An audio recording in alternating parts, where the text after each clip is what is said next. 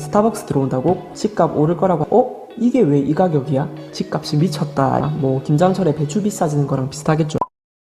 부산 해운대에 있는 마린시티 자이가 오르면 저 멀리 강서구 명지도 따라서 같이 오릅니다. 이렇게 어떤 도시 내에서 집값은 오르면 같이 오르고 떨어지면 같이 떨어져요. 물론 입지에 따라서 오르는 정도나 순서의 차이가 있을 수는 있지만 결국 같은 생활권을 공유하는 공동 운명체거든요. 그래서 투자는 개별 물건보다 상승할 수 있는 도시를 고르는 게 제일 첫 번째이자 제일 중요한 스텝이에요. 그럼 도대체 어디가 오르는데요? 궁금하시겠죠? 제가 중요하게 생각하는 건 딱 세 가지입니다. 잘 들어보세요. 첫째, 미분양이 감소 중이어야 한다. 미분양은 단순한 숫자가 아니라 심리예요. 어떤 도시에 미분양, 특히 다 지어졌는데도 안 팔린 준공후 미분양이 많이 있다.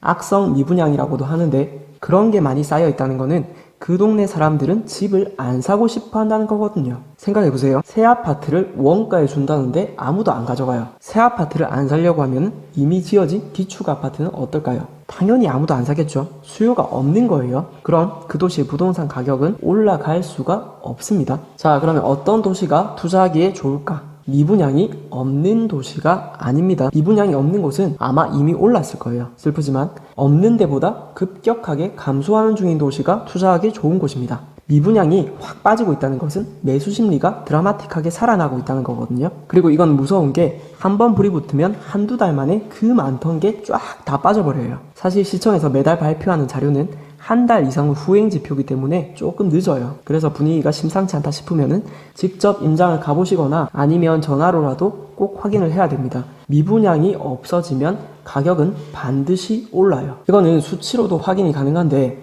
매매 지수랑 제일 큰 연관성을 보이는 그래프가 미분양 그래프예요. 청주과 한번 볼게요. 19년 말에 미분양 완전 다 떨어내고 그때부터 매매 지수가 떡상을 합니다. 딱 반비례 맞죠?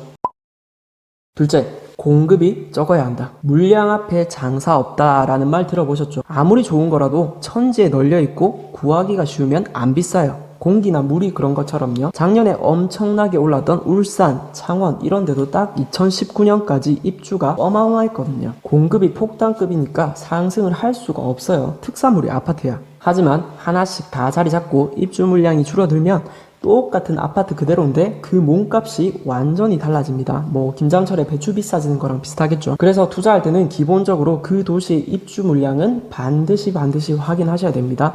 천안과 아산처럼 생활권을 밀접하게 공유하는 이웃 도시가 있으면 그것도 같이 체크하셔야 되고요. 아파트는 지어지는데 보통 한 3년 정도가 걸리기 때문에 3년간의 위험이나 기회를 미리 체크하는 거거든요. 향후 3년간 공급이 적정 물량보다 적으면 일단은 오케이입니다. 없으면 없을수록 더 좋고요. 사실 공급하기는 진짜 기본 중에 기본이고 너무 쉬운 건데 이런 그래프를 한 번도 본 적도 없는 분이 생각보다 많으시더라고요. 직접 현장 조사를 해야 되는 것도 아니고 클릭 한 번이면 볼 수 있는데 안 본단 말이에요. 그러면 돈을 못 버는 겁니다.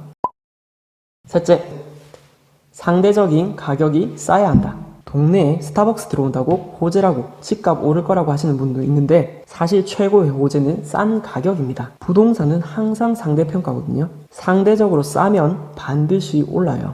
심지어 입주 물량이 많아도 상대적으로 싸면 가격은 올라요. 작년에 부산이나 청주가 그런 케이스였고요. 상승 직전의 도시에 사는 분들이 항상 하는 말씀이 있어요. 여기는 보수적인 동네라서 안 올라요. 잘 모르셔서 그러는데 여기는 달라요. 그런 거 없습니다. 대한민국은 다 연결되어 있기 때문에 물리적으로 멀리 떨어진 도시의 아파트라고 하더라도 과거에 몇 년간 비슷한 가격 흐름을 보였다면 지금도 비슷해야 정상입니다. 그런데 그게 갑자기 균열이 간다, 차이가 벌어진다, 투자 타이밍이 오고 있다는 뜻이죠. 자, 이 그래프 한번 보세요. 빨간 거랑 파란 거랑 거의 비슷하게 가죠. 그런데 작년에 빨간 놈이 확 점프를 해버려요. 너무 심하게. 그럼 이제 어떻게 되느냐? 파란 애가 자존심이 상하는 겁니다. 그러면 또 따라가는 거예요. 지금 실제로 파란 애가 열심히 따라가고 있고 아마 1, 2년 안에는 다시 친구 먹지 않을까 싶네요. 그래서 전국 주요 도시의 대장 아파트 시세는 어느 정도 꿰고 있어야 됩니다. 그러다 보면 어느 순간에 이게 왜 이 가격이야? 하는 상대평가가 체화되는 거거든요. 자기가 사는 도시만 보고 있으면 절대 이런 저평가를 찾을 수가 없습니다. 비슷한 체급의 다른 도시가 3억 올랐는데 자기 동네 1억 오른 거 보고 집값이 미쳤다 이러시는 거거든요. 그리고는 투자자한테 팔아버리고 나중에 집안 분란 일어나는 겁니다. 자, 투자할 도시 고르는 방법 3가지 정리해 보겠습니다. 첫째, 미분양이 감소 중이어야 한다. 둘째, 향후 공급이 적정 수준 이하여야 한다. 셋째, 상대적인 가격이 싸야 한다. 다음 영상에서는 개별 물건 고르는 팁에 대해서 제가 알고 있는 것들 조금 말씀드리겠습니다.